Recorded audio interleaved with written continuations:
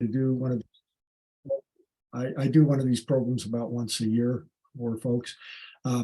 So what we're going to do today is look at the early days of southern Humboldt County during the time when the Indian tribes were still present down there, and we'll kind of look at how they developed over time once they had to encounter the surge of white immigration that came through the county in a very devastating way in the 1850s and 1860s. I do want to mention that this is these three books that I've come out with recently are part of a series. I'm trying to cover the whole county. It's going to take 7 books, it looks like, so we're a little ways past halfway now in getting those completed. They've been sponsored by the Humboldt County Historical Society, and the society was a driving force in helping to get this series going, and also they sponsored the book by Raphael and Theman House, Two People, One Place. So these are originally created documents about the county's history that probably would have struggled to ever be published if it hadn't been for the support of the society. And the Clark Museum helped me also by providing photos for some of these books. So both of these organizations have been really important in helping to create new original historical commentary. So if you aren't a member of these organizations, I would really urge you to become a member and a supporter of them, because they're doing such valuable work. And as I said, some of these documents would not even exist if it wasn't for their support. So I hope you'll bear that in mind. So what we're going to look at today is one of these 3 books that I've done recently. I started out just doing one book on southern Humboldt County, and I thought, I can fit it into maybe 400 pages or so, like my first book in the series, Both Sides of the Bluff. But I just kept writing. I said, okay, I'm just going to keep going as long as I have information that I would like to get out there, and stories to tell, and facts to provide. And I kept writing and writing. And it turned out I had over 900 pages of information. I said, well, that's going to be a pretty big book, and I don't think it's going to work too well to just do that. So then I tried figuring out how to pare it down. And I finally decided that I could divide southern Humboldt County in kind of a 2-part system. The western part of the county, where you have the Matol River drainage and the South Fork Eel drainage, became one book that we call Southwest Humboldt County. And then the main Eel River and the Van Dusen River, the drainages of those areas, became the Southeast Humboldt hinterlands. But we also had another big part of the story, which has to do with the people that were here before the whites came. And so that became the 3rd part of the series, the Southern Humboldt Indians book, and that's the one we'll be looking at right now. And so if you have questions as we go along, please raise your virtual hand, and we'll try to answer those as we go along. It works best if you do it right at the time when I've got an image on screen, because a lot of times your question refers to something that we can see right then.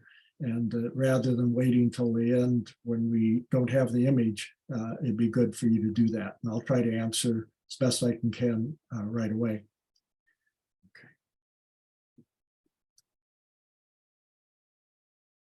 Get rid of those guys, and we'll focus on southern Humboldt Indians. Okay, and this is a kind of teaser photo, and we'll come back to it in a moment. Where you'll find out what this is all about. Obviously, it's some Indian people somewhere in southern Humboldt County, but I'll let you ponder that for a few moments, and we'll come back to the photo a little later. So, southern Humboldt Indians. And here's a map showing the southern part of the county and the 6 tribes that occupied that area. Now, if I was to ask some of you just off the bat, name some of the tribes in Humboldt County. Most of you, if you've been here for any length of time would probably come up with the Wiots and the Yurocks and the Hoopas. And you might think of the Karuks up in the south or northeastern part of the county up on the Klamath River. But you probably struggle to think of many more names than that. Well, it turns out if you look at the area sort of south of the, including the Van Dusen River, but also going south of there all down, way down to the Mendocino County line, you'd find 6 other groups that have been identified as tribes. And there's some question about what a tribe actually is, and I'll talk about that in a moment. But what we'd have would be the, well, let's see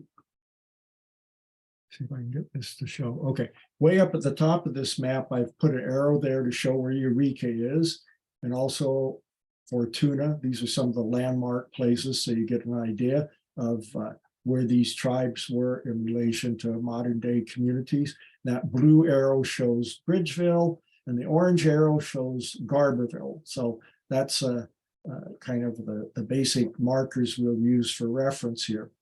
So the Bear River Indian tribe was actually on Bear River, partly. And of course, they didn't call themselves the Bear River Indians. They didn't speak English, and they didn't have that name for the river either. They called themselves the Nakanai, but it turned out that no white person who wasn't paying enough attention, they just started saying, oh, these are Indians from Bear River, so we're going to call them the Bear River Indians. And that name became so common in usage that the name Nakanai is just simply not used today, even by experts, ethnographers who refer to these tribes.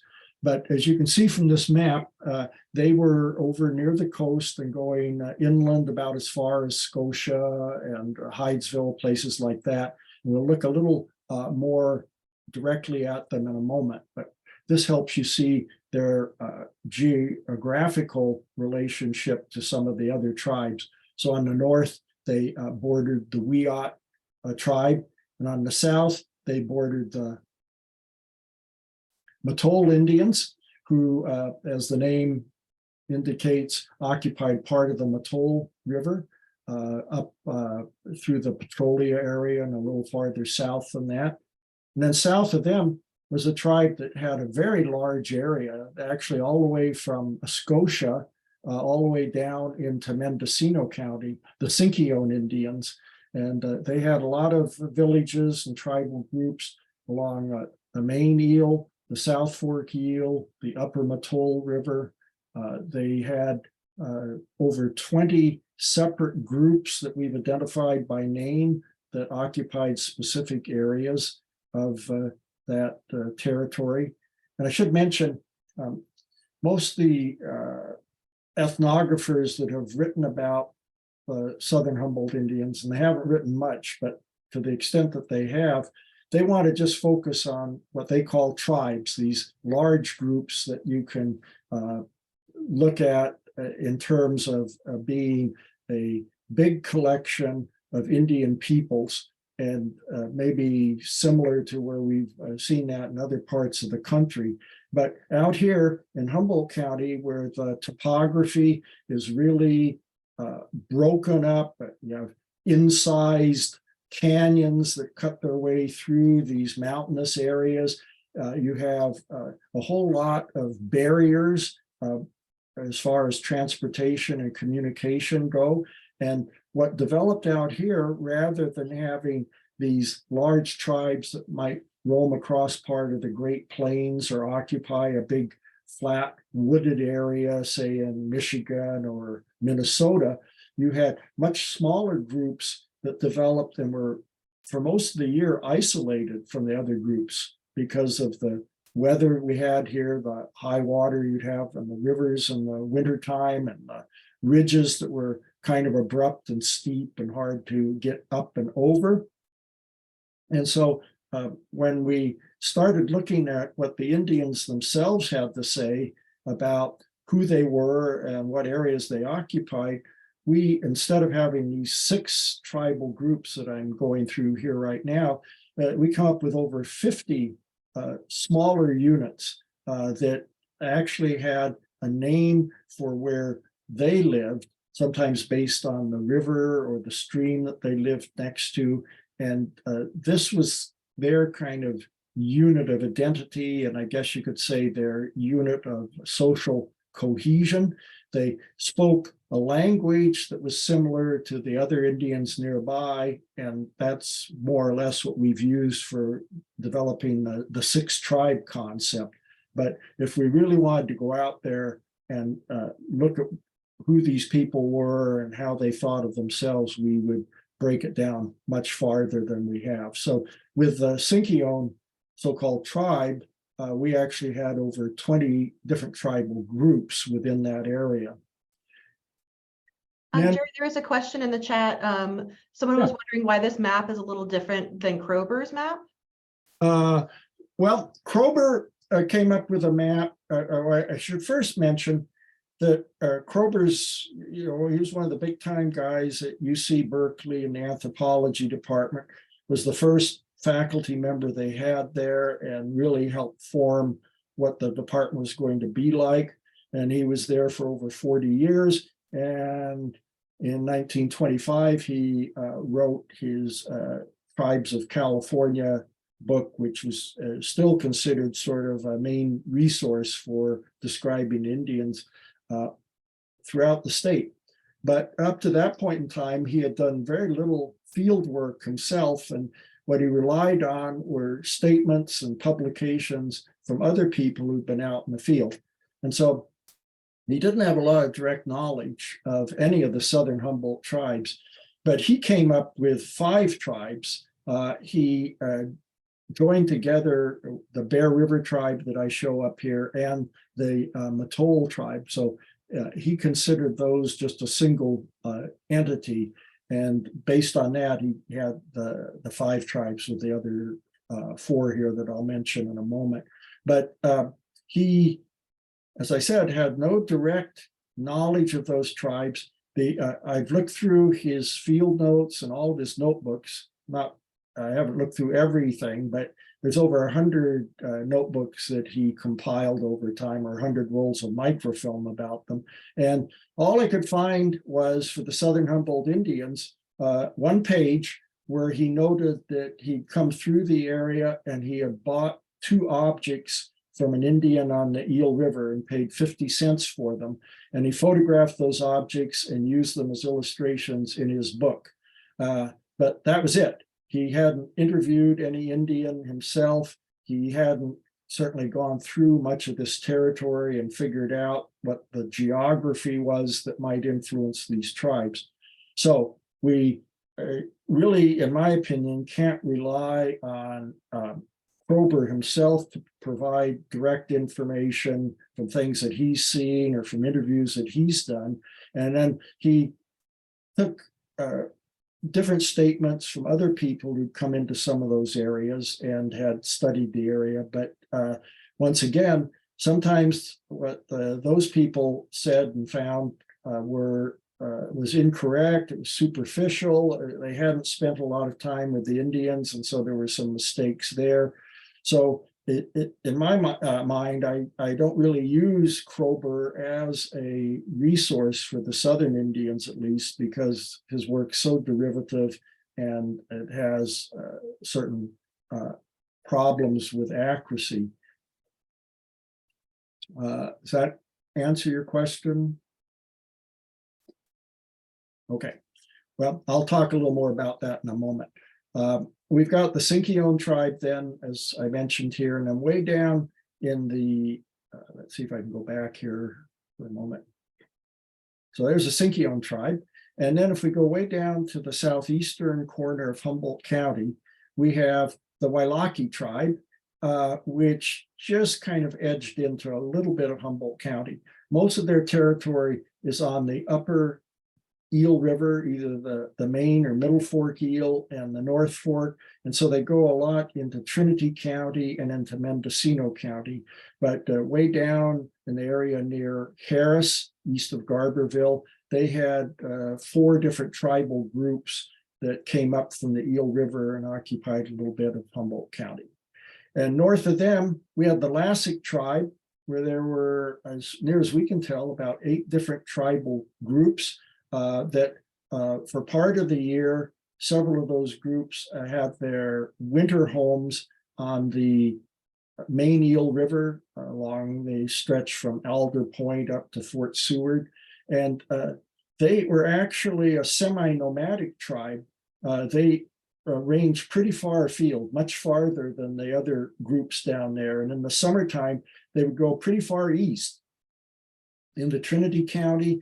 And some of the more adventuresome Lassic Indians would go all the way over to the Yollabole Mountains in eastern Trinity County because there was a supply of salt there. There were salt licks and they needed salt, and that was the closest place they could go to get it. So some of the young people, as I said, would go over there, and maybe at night or at times when they thought other Indians from other tribes weren't around, they would go and gather some salt, and if they were successful, bring it back so the tribe could use it later in the year. And in this rotation of their travels, they would come back through western Trinity County and come all the way over to the Eel River, and then wind up in the winter mostly along the Eel itself. And then finally, the last of these 6 large units, tribal units, is the Nongadal tribe that was out primarily in the Van Dusen River drainage, but they were also in a couple of nearby drainages, Larrabee Creek and a little bit of the Mad River. So if you're out by Bridgeville or going out on Highway 36, you're driving right through the heart of Nongadal territory. So there's a question in the chat. So within these tribal areas, there are many sub-distinctions and not necessarily a capital for each area, so to speak. And were the customs and familiarity of each subgroup similar and understood within the tribal boundaries? You know, this is really great. These are very good questions. And a lot of times I'll just go along and not hear much of anything for a while. So I'm very pleased that you folks are asking some of these questions. So what was going on with the tribal groups was that they, because of the topography, for one thing, they were limited in the area that they could occupy easily and control. And they usually had natural boundaries with like a river, large stream, and mountain ridges that kind of enclosed a territory for them that they could maintain and defend if necessary. And within those tribal group areas, they had oftentimes just a couple of villages or maybe a handful of villages. We might be talking, in some cases, if they were a large tribal group, they might have 8 or 10 villages. And those villages might have, probably anywhere from 30 to maybe even up towards 100 Indians living in a single village. And as near as we can tell, there was not like a capital village because they didn't think of themselves really as an organized group that would come together as a unit, like that all the Sinkyone Indians would come together and be a big tribal group and then go off to fight a war or do something like that. They were still thinking in this much more localized system. And so one of the reasons why we talk at all about them in these larger terms, like being the Bear River Indians or the Wailaki Indians, is that some of the ethnographers who've studied them have found enough similarities in their language that they say, well, several of these smaller groups spoke the same language. And so that's what we're going to use as our determining point for calling them a tribe. And the best example of that, see if I can go back here, is the Nongadal tribe, this last group I mentioned, over on the Van Dusen River. And there's about 20 different named groups of Nongadals in different locations. We'll see that in a few minutes here, where they each had a particular territory, but there's just one larger unit called the Nongadals, based mostly on language, what they spoke and how their language differed at least slightly from those of these other groups down there. But then if you really look at what was going on, the knowledge about the Nongadal language was based on interviews with just one Indian, a man by the name of Van Dusen Pete, who lived up on the Van Dusen River about 8 miles upriver from Bridgeville. And he traveled all through Nongadal territory over his lifetime. He knew a lot of other Nongadal Indians, and he spoke some different dialects that the Nongadals had. But he was the only person that ever had his language recorded in detail from all of that big area. And we're talking about going all the way from Carlotta up over into Trinity County and all the way down to Blocksburg and all the way up almost to Neeland. So this is a huge part of the county, a very diverse area, a lot of land and a lot of smaller groups. But simply based on his information, which was the only information we had about people from any of those areas, it was decided, well, there's a Nongadal language. And all we know is, well, there was a language that this man Van Dusen Pete spoke, but we don't know what some of the other Indians, like say maybe way up here near Iaqua or on the Yager Creek drainage, if their language was much different, and was it different enough that you should consider them totally separate. So what we really have here is, this kind of artificial creation that academic people have developed over time based on their desire to lump people together and to find some commonalities. And if we take it back down and getting back to your question, we would find, these much smaller groups. Let me see if I can find an example. Okay, so here's Bridgeville. And if you go up the Van Dusen River for about 8 or 9 miles, you're within the area of what they call the Kittel, K-I-T-T-E-L, tribal group. So that's one of these 20-odd Nongadal groups. And within that area, there were 8 or 10 small villages located along the Van Dusen, usually where a stream came down and met the Van Dusen River, and that would be the winter place they'd go. And that's part of the reason why they were there right next to the river or next to one of these streams, was that they wanted to be there for the salmon runs, because salmon was one of their main foods that they relied on. And it's very interesting as you go up the Van Dusen from Bridgeville, and you can't really hike that or drive it. It's just very rugged land. But if you get up there to the boundary of the Kittel tribe, there was a big landslide long ago that came down and partially blocked the Van Dusen River with rock and debris that came down, and it made a barrier so that the salmon could not go farther upstream. And coincidentally, that's where the Kittel tribal territory ended. And I've never read where anyone stated this explicitly, but I'm pretty sure that the reason why that's where the Kittels stopped trying to control things was that's where the salmon ended. And so it was up to some other less favored tribal group, in this case, the Nyachi, who lived upriver. They could have that next section of river and it wouldn't be contested by the Kittels, but they also, the Nyachis did not have access to the salmon. So they were kind of pushed aside or left out of the food chain, and got kind of the second best area there. But you had, you could see there that there was a reason why this one small group of Indians, the Kittels, had this particular territory, and then how another group had the next stretch of river. Okay. Okay, I'll keep going. So we talked about the Lassics a little, and we've talked about the Nongadals to some extent. Now we're going to go in and take a look at some of the areas that they occupied. This is a combination of photos that I've taken and some other people And we have another question. There was a question, somebody wanted to know, what was your base map? What am I basing that on? No, Yeah. where the base map? Oh, base map. Oh, okay. This is a 1911 Lentel. Let me see if I have this right.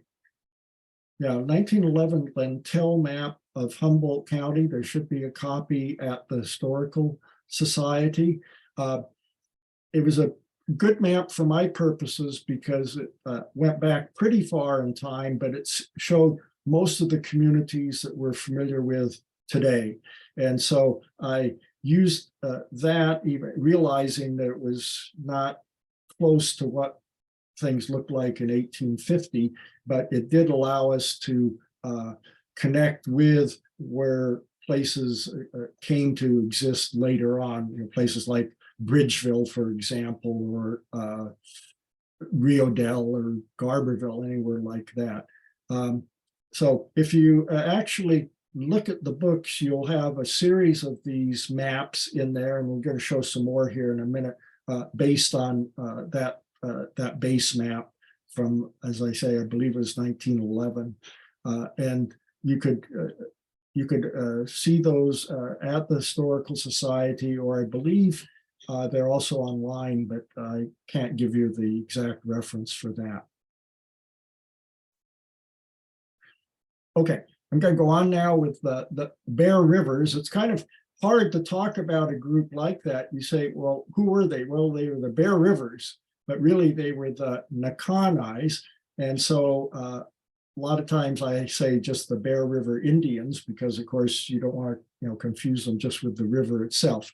So here we're back to the map, and you can see here from early 1900s that we've got features on the map, like the main road that went from Petrolia and is eventually going to take you up to Ferndale. And we have the main rivers like Bear River and the Matol, but we don't have a lot of much more modern things like side roads or freeways or anything like that.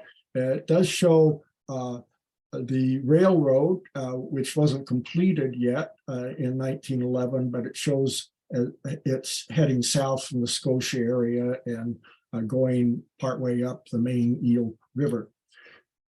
So the Bear River tribe still has a presence in the area. In fact, all of these Southern Humboldt groups have a presence at various locations, but I think you'd find the majority of descendants of Southern Humboldt tribes, if they've located in one particular area, it's with the Bear River band, who have their reservation on the hillside, or their rancheria on the hillside of Table Bluff, looking down on the Eel River. And what happened was that to a greater extent than in the northern part of the county, the Southern Humboldt tribes were decimated by what had happened during the 1850s and 1860s, with whites essentially committing genocide against these tribes.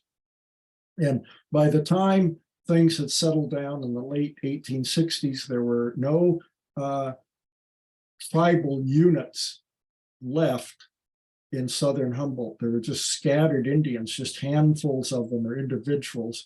And eventually, some of those congregated around a rancheria that was established at Rohnerville for the Southern Humboldt Indians. And that group eventually expanded and moved from Rohnerville up to the hillside above Fernbridge. The Bear River Band of the Rohnerville Rancheria, as they're called today. But there are descendants of Indians from all of these Southern Humboldt tribes who claim connection now with that rancheria. So this is pretty interesting territory, and I'll show you a little more of it here. They had a boundary up on Bear River Ridge between Ferndale and the canyon of Bear River. And then they also had a boundary with the Matol tribe on the far side of the Bear River Canyon. But instead of just occupying Bear River, and here's the river course itself, they also overlapped. They probably extended their territory over time, and they came down into the Eel River around the Rohde area, Metropolitan, and all the way out to Hydesville. And let's look at that for a moment. There's Hydesville, there's Rohde, there's their boundary with the Matol, and then there's Petrolia, near where the center of the Matol tribe was. So here's a view of Bear River territory taken from Bear River Ridge and looking out towards the ocean. The main road that you take from Bear River Ridge down to the Bear River Valley runs along this ridge line. This is an old Russ family ranch called Green Pond that is partway down on the way to the Bear River Valley, which would be over here on the left of this photo. But you can see it's a mixture of forest land and grasslands. It would have been a very good hunting area for game animals, and these prairies would have had a good source of food supply. During the summertime, they would have had the shoots from young flowers. They would have had edible bulbs from brodiaeas and camas, plants like that. And then if there were wild berries around, those would have been harvested also. Another big thing were the seeds from certain flowers like tarweed, and these would be collected and dried and sometimes made into a mixture of Pinot that could be preserved for a long time and eaten. So there was a fairly large area for these people to inhabit that included both the river canyon and the higher hillside areas where they could go in the summertime. And here, if you got down to the river canyon itself, this is still the route that you would take to get down to Petrolia, but it's a much better paved road now, the extension of the Wildcat Road that comes out of Ferndale and goes south. And right here, the road's about ready to cross Bear River, and about a mile off in the distance is the mouth of the river. Well, the Indians had a series of villages, I believe there were 8 of them, along the south-facing slope. So it'd be on this right-hand side of the canyon here. They would be up above the floodplain of the river, but they'd be facing the warm, sunny areas that would be the most comfortable for them to inhabit during most of the year. And then they had one village way up near the headwaters of Bear River, not far from Humboldt Redwood State Park even, but for the most part in the Bear River Canyon, they were situated along the river itself. And when the whites came in and the Indians had been killed or driven off, they took over these areas and established dairy ranchers. And by the time the first ethnographers came through and started looking for things, there was very little left. The village sites had been destroyed. They'd been plowed over and were used for agricultural purposes. And almost all of the Indians were gone. There were just a couple that still lived in the canyon by the early 1900s. And then if you go over to the extreme northeastern boundary of the Bear River tribe, we're up here on that high plateau area where Hydesville is. And Hydesville would be just off the photo here to the right where I've put this arrow.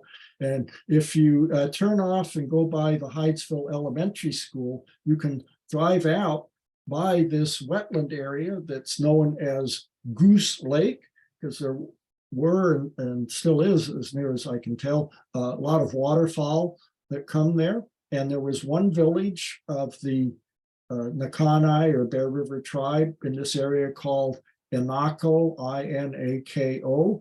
And my guess is, we don't have a definitive location for it, but I'm pretty sure it was located here close to the lake itself. It had a water supply there and a harvesting area. And it was probably a very pleasant place for these people to be. They were up on this elevated area above the Van Dusen River and didn't have to worry about floods. And of course, a good part of the year it was quite sunny and dry, and they could go just north over here to the left and get up into some of the prairies like Blanton Prairie and Myrick Prairie that were a couple of miles up onto the mountainside as you go to the north and do their summer harvesting and gathering there. Now we're down on what's called the Blue Slide Road that connects Rio Dell with Ferndale on the far side of the Eel River from the freeway. And we're looking at another part of Nakanai or Bear River territory. Right down here in the foreground, there used to be a mill that belonged to the Metropolitan Lumber Company. But for modern day reference, about where that arrow is where Chapman's Gem and Mineral Shop is, right on Highway 101 as you come south from Fortuna. And then over here, this is a Grizzly Bluff, and right below it, a spot called Weymouth Bluff. And as near as we can tell, that was the northern boundary of the Bear River tribe as they came from the hills, from the Bear River Ridge area. There's actually a trail that went up Grizzly Bluff, brought them down near the mouth of the Van Dusen, and there was a boundary area there between them and the Wiyot tribe. And then if you actually went to the southern part of Bear River or Nakanai territory, we're now out on the road between Ferndale and Petrolia. We're in that 5-mile, very windy stretch south of Cape Mendocino. This is a spot called Devil's Gate, which was a white name for this rock formation, but the Nakanai Indians actually called it the Curlew, and apparently the wind would whistle through here and made a sound that was similar to the cry of the curlew, the bird. And it was only a mile or two south of here that they had the boundary between them and the Matol tribe. And that brings us to the Matols. Joe Duncan, who's photographed here probably about 1907, was a person that was interviewed by Pliny Goddard, who was the first ethnographer that came out and interviewed many of these Indians. And Joe was a Matol Indian who lived near the mouth of the Matol River. He was captured in the 1850s and taken to one of the reservations.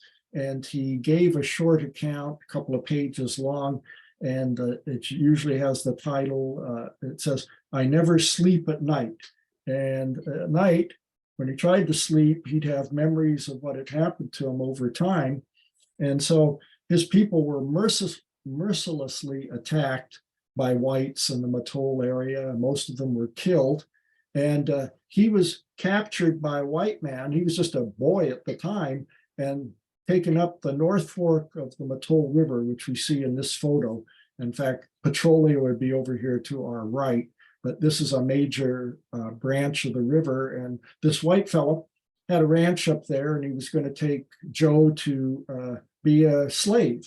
And on the way up there, Joe managed to break loose, and he ran away and went back down to his home territory. But later he was caught by someone else and eventually sent to reservations to the north, the Smith River and the Hooper Reservation.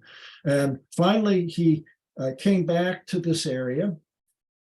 And he had, as far as we know, at least one son whose name was Ike Duncan, Isaac or Ike. And in later years, Ike was also interviewed by ethnographers who came in the 1920s, 1930s.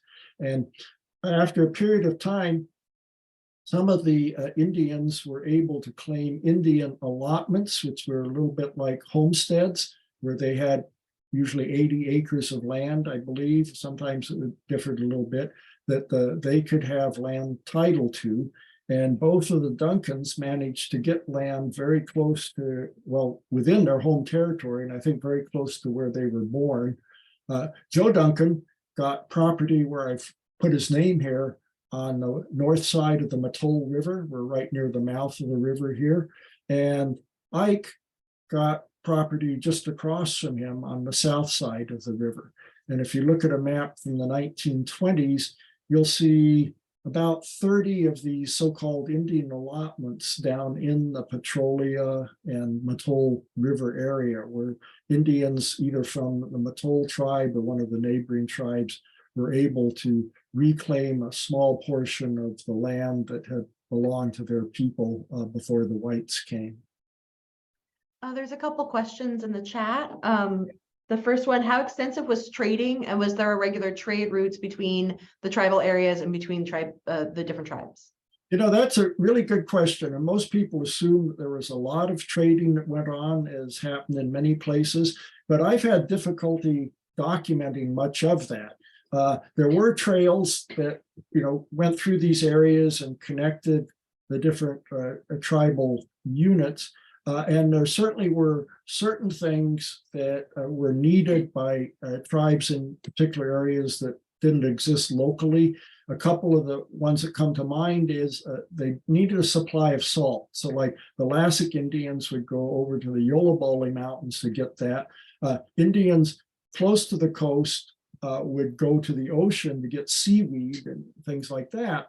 And so sometimes they would, like in the case of the Wailaki Indians who lived on the Middle Eel River, they would make an agreement. They would actually have some sort of transaction with the Matol tribe where they were allowed to once a year come over and gather seaweed in exchange for something, and I don't know what it was, but something that they had provided to the Matols. And another thing that was really important that they wanted for ceremonial purposes and could also be used for making arrowheads was obsidian. And you either had to go over to Siskiyou County or down to Sonoma County to find good supplies of that. So that would move along these different trade routes and eventually make their way up here. But in terms of people just traveling on a regular basis among the different tribes, you know, kind of like traveling salesmen would have done later on, I found very little evidence of that. And instead, what you find is that the tribal boundaries were kept very rigorously. And in fact, Indians in certain cases would know that if they went into another tribe's territory, they were risking death, that unless you were on really friendly terms with that particular tribe or maybe had married into another tribe, you were considered an outsider and an enemy, and you could be killed for going across a boundary. One of the Sinkyone Indians, Charlie, who lived in the Salmon Creek area, when he was interviewed, he said, if I go up into Nongadal territory, like toward the Van Dusen, he says, they'll kill me right there. As soon as they found out he trespassed in their territory, he would be subject to being killed. The children, when they were quite young, like 4 and 5 years old, would be in the villages in the winter, and the adults would be out hunting and gathering, but the older adults, the grandparents, would stay in the village, and they would train the young kids to understand the boundaries of their area. And they'd actually, like in the dirt, make little replicas of landmarks in their area. So they might take a pebble, and that would be a certain rock that was actually represent a rock that was in their territory. The little kids would come to memorize those places and their names. And then a couple of years later, when they were taken out and actually shown the place, it would kind of fit together with the map that they had formed in their minds when they were being instructed by the grandfathers and grandmothers. So it was vitally important to these young Indians to learn those boundaries and to learn where it was safe to go and where it wasn't. And that started at a very early age. And then it was rigorously observed by the people later on. So as near as I can tell, trade was not that extensive. Probably the most frequent situation where trading occurred would be if you had two tribes that were approximate to one another, and say during the summertime when they came up to the hunting and gathering areas near their boundary, they would trade and exchange some goods there. But it wasn't like we conceive of some of these other Indians or even white people later on being itinerants that went around and would bring a variety of goods a long distance. And we have to remember that with a few exceptions like the salt and obsidian, most of these tribes had everything they needed for a very good life. It appears that Northwestern California, back prior to white contact, white intrusion on the area, it was the most populous area in California and one of the most populous within the North American continent. There were so many resources here available to the Indians, and also a favorable climate and the topography that offered them protection from other tribes and allowed them to live a kind of enclosed life, that they could stay in that particular area and have pretty much what they needed. There was one Indian that was interviewed who lived near the mouth of the South Fork Eel, kind of down there where the Founders Grove is in Humboldt Redwood State Park. And he indicated that he had never gone more than 20 miles in any direction in his entire life. And he was, I think, in his 70s at the time. So they didn't travel a lot. They didn't need to. And sometimes it was dangerous to do it. And as a consequence, trading was not nearly as big a thing as you would find in other locations, at least based on the records that we have. And then one last question: did the tribes ever band together against the onslaught of the white settlers? Well, yes and no. They did sometimes. In the South, they were sort of scattered, and it didn't seem like they ever organized into like a single group. In the North, though, several of the tribes, the Hoopas, the Wilcuts, which were in the Redwood Creek Valley, the Mawanoks that were on the Mad River, and the Sonungways who were over on the South Fork of the Trinity River. At various times, they united with one another and they fought what turned out to be a successful guerrilla type war against the whites. They blocked all of the pack train trails that were going from the coast over to the mining areas on the Trinity and the Klamath River. They kept the mail from going through. They attacked ranches and took cattle. Of course, they'd lost a lot of their food supply when the ranchers came in and killed all the elk and took over the prairies. They would attack the ranches, they would burn the houses, they sometimes killed some of the people there, or certainly they drove them off. And these unified groups in northern Humboldt County were so successful that by 1864, the whites realized that they were not going to win this series of battles, this almost war that was going on. They just were not going to be able to subdue the Indians. And as a result, they created a compromise out of which came the Hoopa Indian Reservation. And in exchange for the Indians coming down out of the hills and giving up their arms and moving on to the reservation, they were given a very large area by most standards as far as reservations went, 144 square miles that included all of the Hoopa Valley and some of the outlying areas. And then from that point on, there was a relative peace that endured and grew stronger over time. So there was very little combat.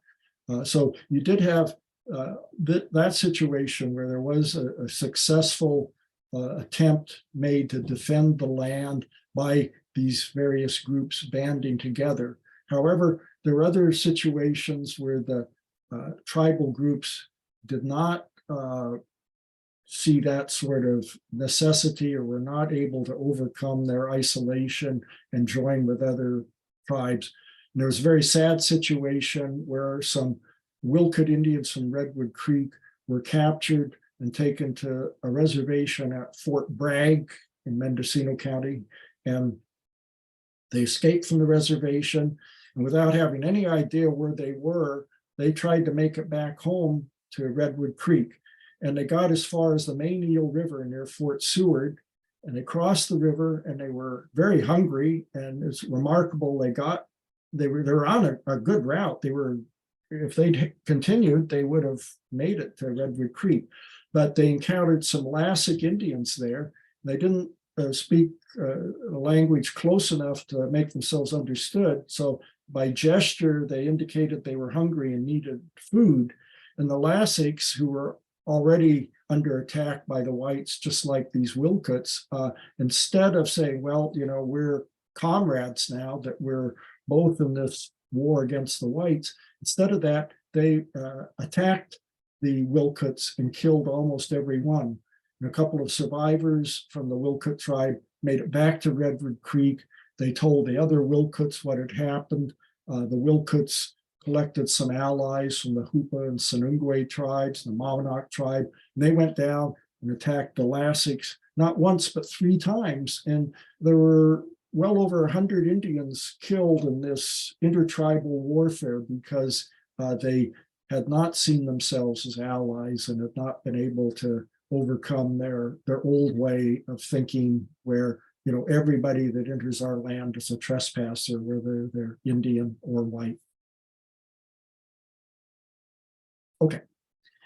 Oh, and there's one more, sorry. Right.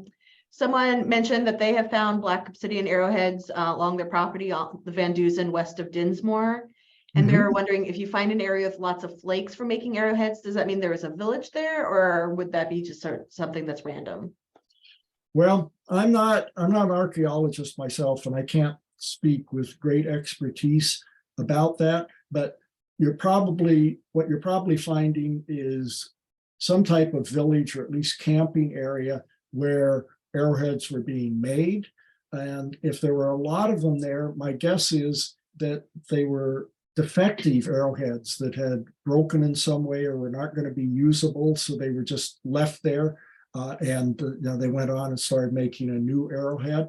But it would certainly show you that there was Indian inhabitancy in that location, probably a village site, or depending exactly where it was, a summer campsite. If it was down near the river, it was probably a permanent village. If it was up on the hills, it would have been a summer camping area.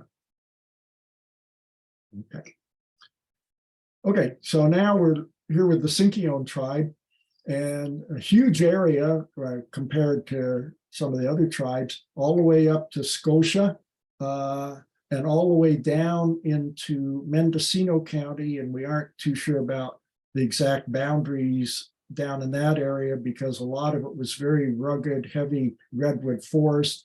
And it appears that there weren't any villages in parts of those areas unless you're either out on the coast or at the Eel River. So all these little numbers here indicate the approximate areas of the different tribal groups. And I was able to come up with 21 different groups that we have either names for, or we know there was a group. We don't have the name for it, but we know it was in a particular area.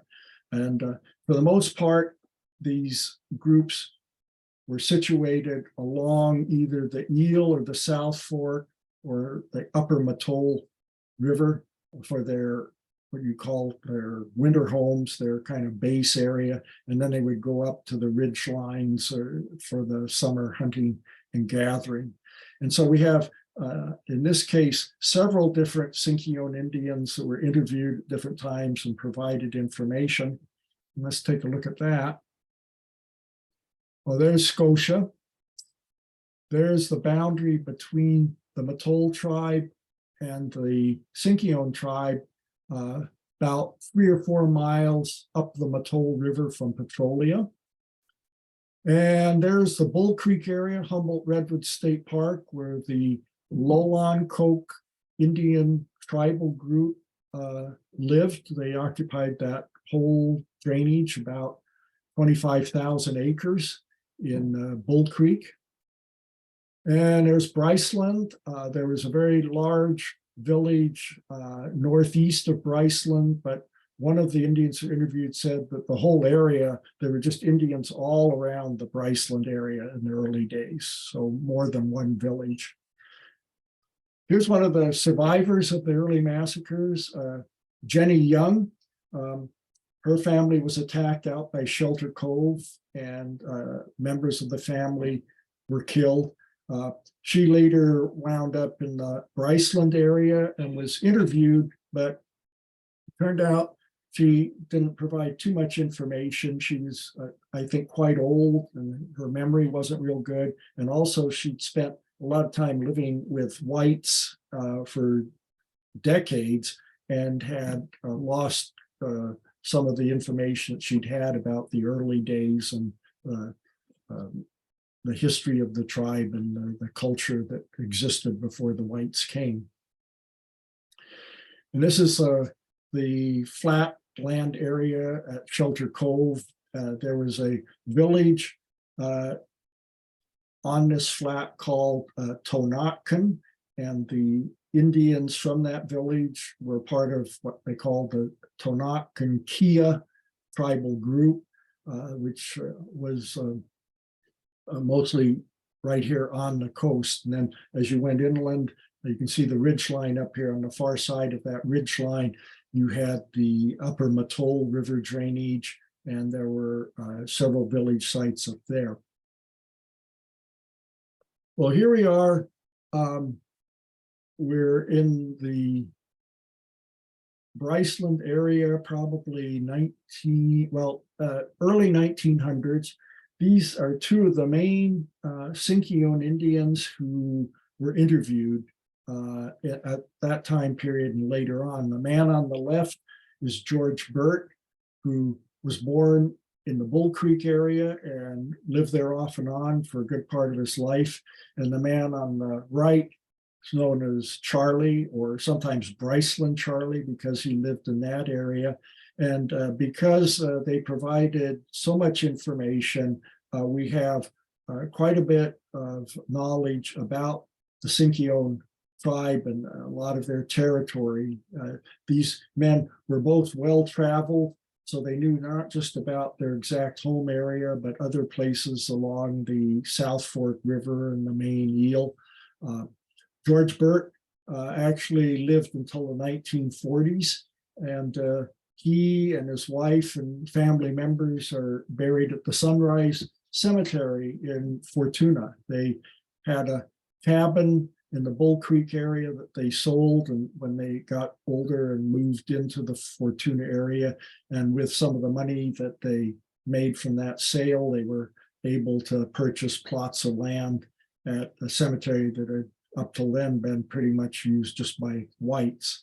And little Charlie traveled around a lot and also provided a lot of information to Pliny Goddard, who was one of these ethnographers, the first one really that did a lot of work in Humboldt County, southern Humboldt especially.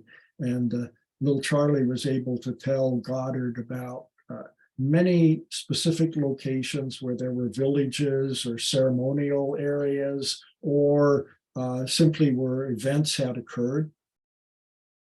In fact, here's a photo that Goddard took of Charlie up almost at the top of Elk Ridge.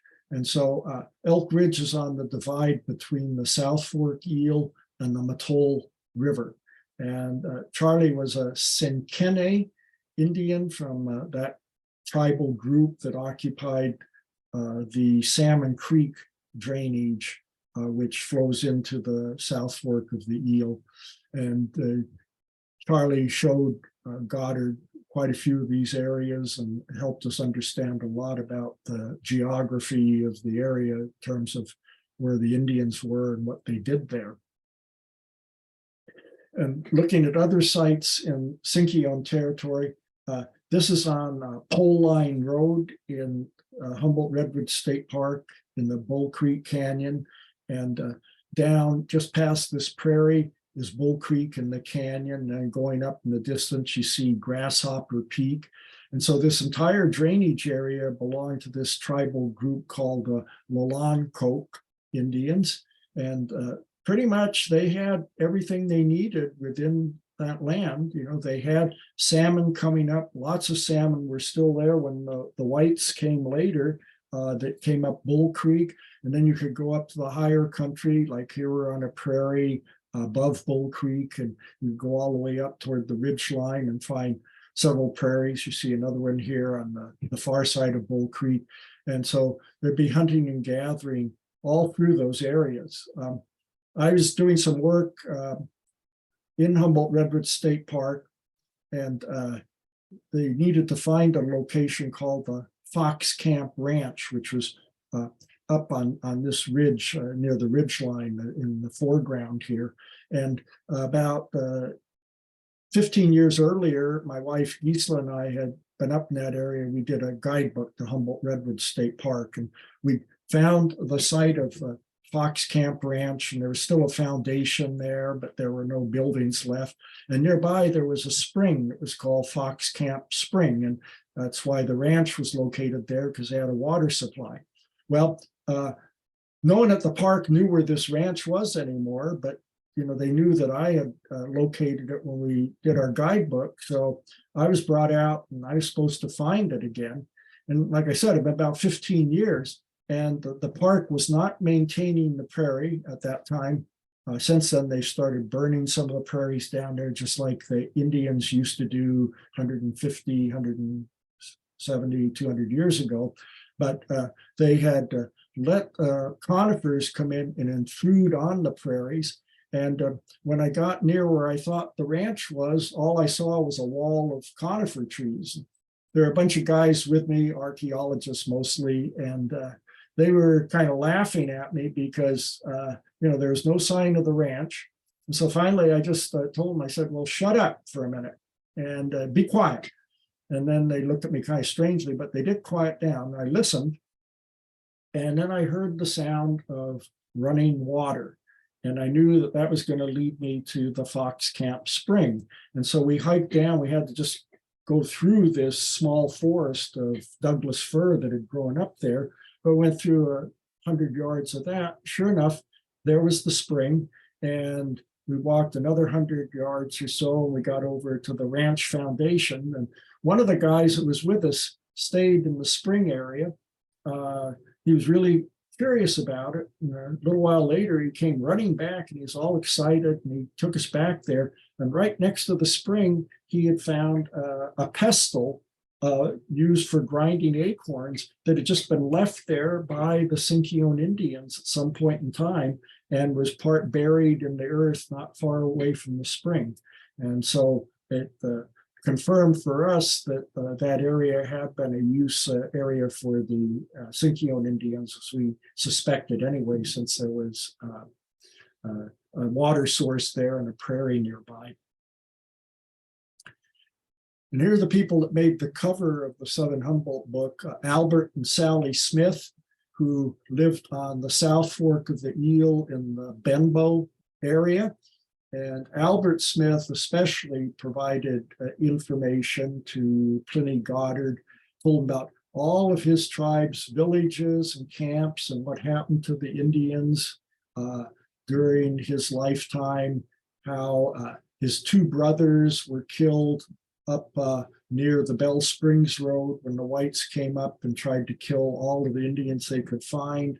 And how his mother, who was living down between Richardson Grove and Benbow, there was a village in the area between those two places on the South Fork. And white man was riding up the ridge across the river and stopped and looked around and saw her down there and just took aim with his rifle and shot and killed her.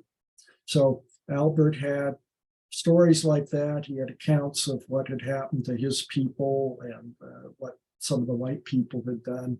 He talked about how his tribe, the tribal group, the Tokubi Kias, stayed down on the Eel River, the South Fork of the Eel, in the wintertime. Then they'd go up onto the ridge in the summer. And he said there's this one spot called Dasa Dune, which was like a picnic area for them. They would just come there and stay, and it'd be warm weather. It would be very pleasant. They might mingle with Indians coming up from the Eel River on the other side of the ridge. They could hunt and gather. They could keep different foodstuffs there, eat them during the summer, but then preserve them. They could take elk meat, for example, and smoke it and preserve it. They could take acorns, which didn't need preserving, and bring them back. And so it was a time, to gather these things and to eat really well, but also to gather in your part of your winter food supply. Here they are out at Bryceland at what they call the tin store, which had the galvanized metal walls on all sides of it. And this is the upper area of his tribe. This is the east branch of the South Fork. The east branch goes into the canyon just by the Benbow Inn, goes way up. I took this shot from the Bell Springs Road, almost at the county line between Mendocino and Humboldt County. And it was very near here where Albert's brothers were shot and killed. You can see very rugged territory and how they would have, quite a trip to make if they wanted to come up to the high country, where you see the prairie lands here in the foreground. And then this is over by Dasa Dune, that campsite that Albert talked about. I'm standing and looking west down towards the Eel River Valley, which would be past the prairie areas here. And way off in the background, you can see the King Range. But this gives you an idea of the mixed type of landscape. Here we've got oaks that would be providing acorns, and you've got the prairies. And this was another one of those areas that they would go up and spend time in during the summer. So destruction of the Southern Humboldt Indians, well, we talked about that a little. This is a newspaper account from 1863, and it talks about a man by the name of Jerry Whitmore and probably a dozen or so companions going to the Bull Creek area. They've been hunting a certain group of Indians. They found them, and they killed all the male Indians they could and a few of the women, and took a few prisoners. But this is very typical. They weren't a military unit. They were just vigilantes out there doing this work on their own. And there was a lot of killing by whites who just formed groups on their own and went out to hunt and kill these Indians. And then there were, of course, Indians killed by the US Army, but also other Indians killed a little later on by the state militia. So you had at least 3 different groups of whites at various times out there fairly systematically attacking the Indians and killing many of them, taking a few prisoners. So forts and trails that were related to what was happening during this time. Here's that map again of Southern Humboldt. Up here, it's Fort Humboldt, way up at Eureka. And that was sort of the staging area where the soldiers would come originally, and then they'd be sent out to the different forts or camps and other locations. This is Fort Iaqua, south of Neeland on the way to Bridgeville. In fact, you go through the Iaqua Ranch on your way to Bridgeville on the Bridgeville-Neeland Road. And 2 places that were called Fort Baker over by Showers Pass. These areas were, you can see the light blue lines that showed pack train trails, and the military tried putting forts or camps near those trails to protect the packers and the mail carriers and people like that. But of course, the Indians could easily figure out where the soldiers were, and they would go and attack some other location rather than near one of these forts or camps. And then the fiasco, well, this is Camp Grant down near the Founders Grove. If you went east of the Founders Grove a couple of miles, you'd be at what was called Camp Grant, another staging area for the military. Then out on the Matol Camp Alney on the middle Matol River. And finally, Fort Seward, which actually was a fort. I mean, it still has a name as a town, although there's not much left there as a town anymore. But it was established in 1861 to be another one of these protection areas where the soldiers could come and get to the trail. But look at that. We're down here at the Eel River, and you've got to go about 3 miles uphill and gain about 2,500 feet to get to the closest main trail. So if there's any trouble and the soldiers heard about it, it's going to take them hours to get up there. And of course, by then, if there's been an attack or whatever, it's finished, and the Indians have vanished, and the soldiers can't do much good. Another unfortunate thing about it, not just its location, but the timing, it was built in the fall of the year that we had probably the biggest recorded flood in Humboldt County history, the 1861 flood that washed out almost everything around, and it made it very difficult for the soldiers to even get supplies. And so Fort Seward was abandoned after less than a year, and all that was left to show for it is the name. Here's a picture of the area near where camp or Fort Iaqua was. And this area, once again, would be hillsides above Iaqua Creek, and this would be a hunting and gathering area. And here we are over on the Van Dusen River. You can't see the river, but it's down here in the canyon, and our little tableland above it is what's now called the Fort Baker Ranch, or one of the hunt ranches. And that's where another fort was, Fort Baker, but it had the same problems that Fort Seward did, because the pack train trails were way up here on the ridge tops, and it took them hours to get there. So eventually some of the soldiers from Fort Baker moved up near the ridge and stayed at a spot called Soldier Grove, which is this oak woodland area here. And these ranch roads, actually, this was a fork in the trail. The old trail used to go here, pack train trails to Trinity County. When you got to this point, you made a left turn, you're going to wind up over in Hyam in Trinity County near the South Fork Eel. And if you went this way, you were going to go over and eventually get the Hay Fork area and places like that. Well, in Soldiers Grove, there's still a monument. It's this white oak tree with a cross carved in it, and that's the burial site of 3 soldiers that were killed during the fighting and just buried there on site. And then here, 20 years after the end of the so-called Indian Wars, you can see that Fort Humboldt has been abandoned, not being taken care of, and many of these buildings eventually collapsed or were lumber was removed. And so you wound up with a couple of buildings that they managed to restore, rebuild, but nothing like what they had at one time. Okay, we're going to try to finish up here. You're asking so many questions. It's taking me a little longer than usual, but we'll plug along here. This is good. So the Wailaki tribe, as I said, was way down in southeastern Humboldt County. If you've ever been down toward Harris, or if you've taken the road from Garberville to Alder Point, you were getting into their territory. There's Harris, there's Alder Point, there's Fort Seward we talked about, and up here is Lassick Peak. So that gives you some reference points, both for the Wailaki and the Lassick tribes. Wailaki Tip was one of the Indians that was interviewed. There's Jewett Rock. This was a sort of landmark area between the Alder Point Road and the Eel River, which is on the far side of Jewett Rock.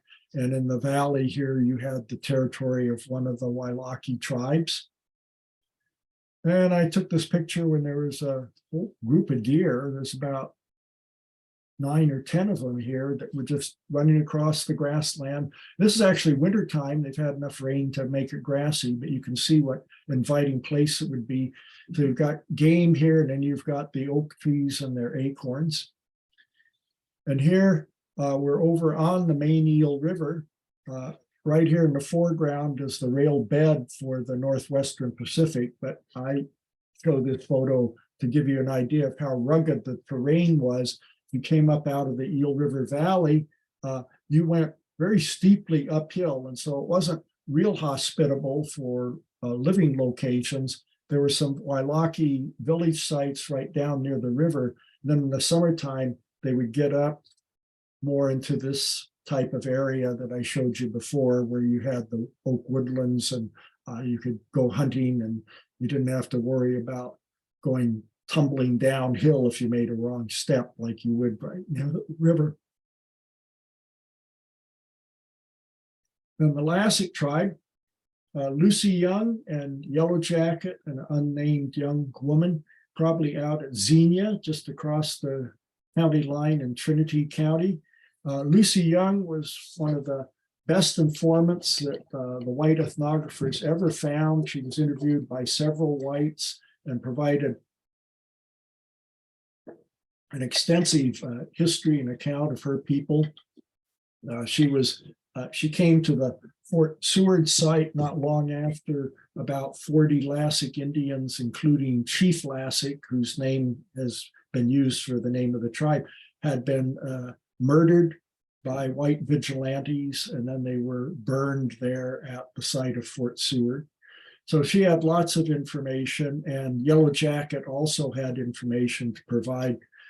Even though we're moving along here, I do have to tell you one story about Yellow Jacket. So many years later, he had been found after the army had attacked a group of Wailaki Indians and killed most of them, but he managed to survive, and he was found just dazed and kind of stunned and protected, and wound up living to a pretty old age. But probably in the 1910s or 1920s, he came into a local store, maybe at Xenia, and he had an arrowhead stuck in his chest. He'd been shot by another Indian, and he went in the store and he told the storekeeper, he says, "I need a drink."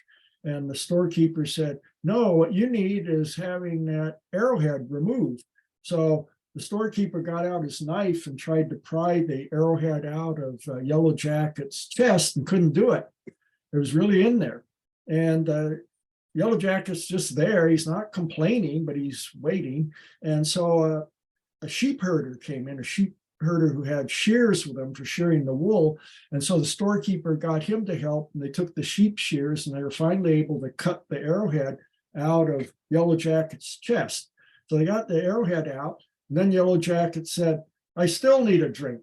And so the storekeeper then figured he'd earned it, and he gave him his drink of whiskey. But imagine not having any anesthesia other than a slug of alcohol after the fact. Apparently during the whole time, there was no complaint or anything from Yellow Jacket, except he did want his drink, and he earned it. So we're up here on the Matol Ridge route along the Dyerville Loop Road. We're looking down towards Alder Point, which would be down the valley, and this peak that's pointing up towards the clouds, Petton Palm Peak, it's just across the county line in Trinity County. This is what Lassic territory looked like on both sides of the Eel River. Once again, very beautiful oak woodlands, grassland areas. My wife and I would, Gisela and I would come up here in the summertime and actually park our car on Dyerville Loop Road and hike for a couple of miles just for the wildflower displays, just a tremendous area for wildflowers.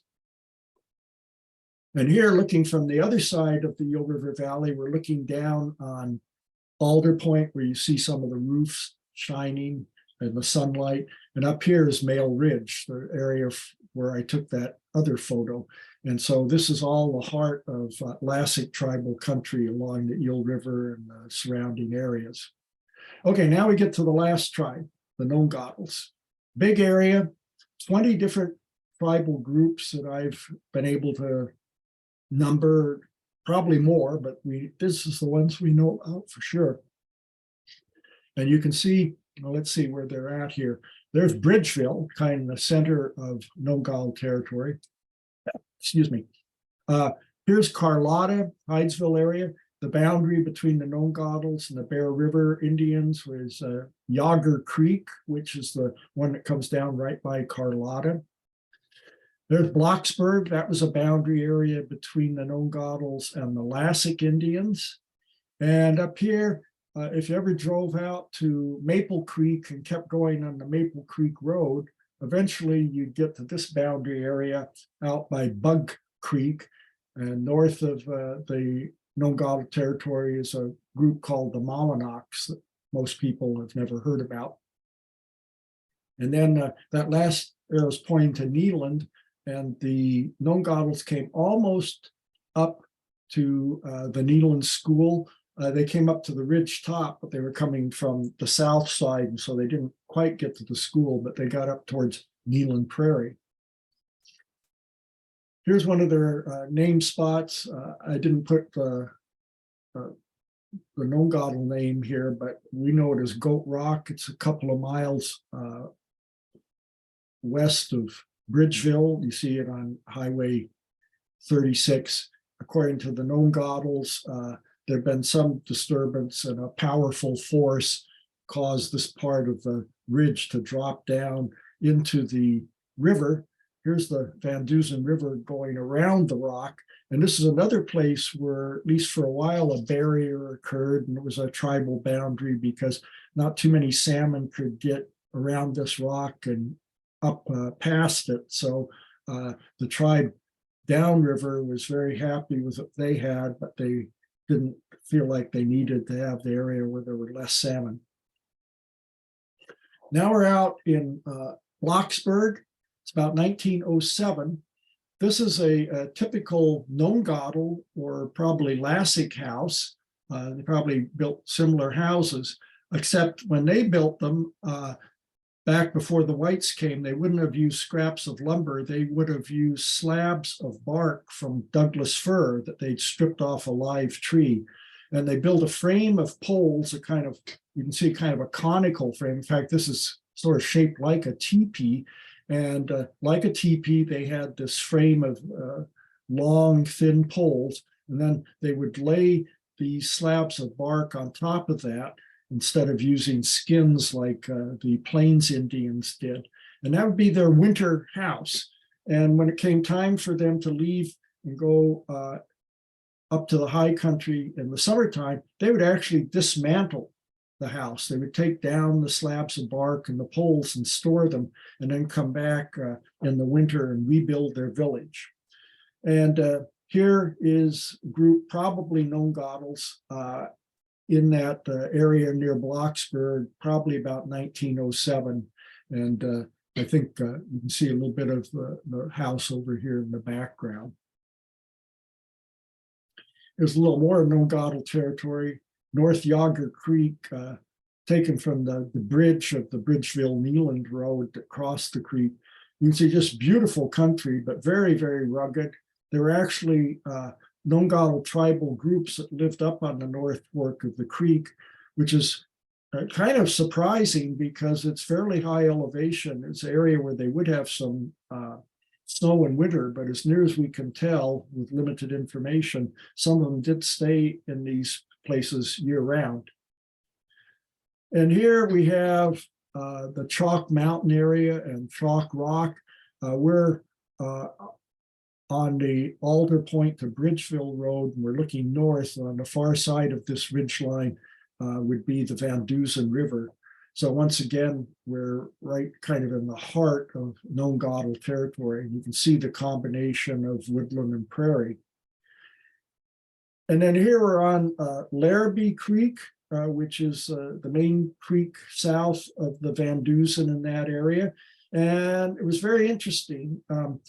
Timber company that owned property there wanted to log just quarter mile from where this photo was taken on the north side of the creek. That'd be over here to the left of this photo. And so in order to log the area, they had to go out and inspect, and they found signs of an Indian village. And so I went out there along with a representative from the Bear River Rancheria, a couple of people from Bear River Rancheria, and we inspected it. And it turned out that we already knew something about this village, because in about 1907, Pliny Goddard, the ethnographer I mentioned, and Van Dusen Pete, the one Nongoddle Indian that provided a lot of information, actually went through here, and Van Dusen Pete showed Goddard this village site, which was called Nolibi, and it belonged to one of these tribal groups, the Ne Chin Dun Kut Kia. And Kia means the people of, so these were the people of Ne Chin Dun Kut, which would be their tribal area. And so Goddard wrote things up, but he also made this little map, and he showed the Nole or Noli, Nolibi, which is a part of a waterfall, and he marked where that was. And then he marked with these little X's and dashes where they found house pits. And so we went out there, and sure enough, there were a lot of house pits out there, and the waterfall was gone, but we think that it might have been destroyed in the 1906 earthquake, which of course disrupted the landscape a lot, even up here in Humboldt County. And all it had to do was move the rocks around a little, because when Goddard got there, he said there used to be a waterfall here, but it was gone. And he went in 1907, a year after the earthquake. So this is a great interest to the Bear River Rancheria people, because it's in their traditional territory. They have Nongadal descendants who are tribal members of the Rancheria. And they had a archaeologist, Nick Angeloff, who was really on the ball and wanted to make sure that this area got studied properly. And so it turned out that he contacted the Sacramento State Archaeology Department. They came out and took a look, and it was such a significant area that summer they conducted their field school for archaeologists out there, and wound up writing a very lengthy report that included all of this. And I went out while they were in progress, and they were down in this area where the purple circle is, studying a number of these sites, excavating a few of them, but they found other places where there are depressions, and they were pretty sure there were sites. But I had my Goddard map with me, and I said, well, what about over here? He shows a couple of more sites here where this kind of pink circle is. And they looked around and said, oh, we haven't checked over there. So right away, Nick and the forester from the timber company went over there, and they came back about a half hour later and said, yep, there's more pits over here too. So it turned out that everything was exactly like Goddard and Van Dusen Pete had shown it in 1907. And we were out there in 2007, exactly 100 years later, finding the evidence of what had been recorded by this combination of a white ethnographer and one of the few survivors from the tribe. And the result of this report was this, well, a lot of things, but it was boiled down to this very extensive map where they found all of these different numbered sites. The big red circles, the biggest ones, were the largest house pits, and then the other circles, depending on size, show other house pits. And it turned out that they found over 30, between 30 and 40, well, I take that back, they found 43 marked house pits, and there might have been other ones. They didn't show the ones on the far side of the creek. So it turned out to be very informative as far as developing more archaeological knowledge of the area, but also with the cooperation of the Bear River Rancheria, it allowed that tribal group to enrich their tribal history with the knowledge of this village that in the past had just been anecdotal, but now they actually seen it and could relate to it very directly. So it turned out, in my estimation at least, to be a very successful experience for everyone involved, and it would not have been nearly as successful. We wouldn't have made nearly as much, create as much information if we hadn't had this archaeological and ethnological record that went back to this Indian Van Dusen Pete, who was probably born about the time that the white people arrived here and became the historian for his tribe, the last surviving member of the tribe who could tell about any of these things. So this brings us back up onto Matol Ridge. It's a wonderful, wonderful spot. You can imagine the Indians coming up from the Eel River and coming here in the summertime. We've got the silverleaf lupin here and the Oregon white oak.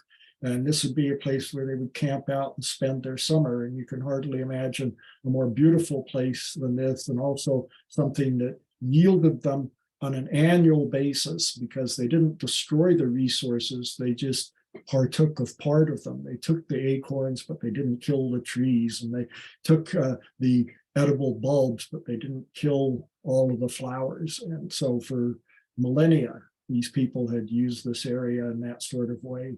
And so I think that's an appropriate spot for me to conclude, and we'll say the end. So thank you.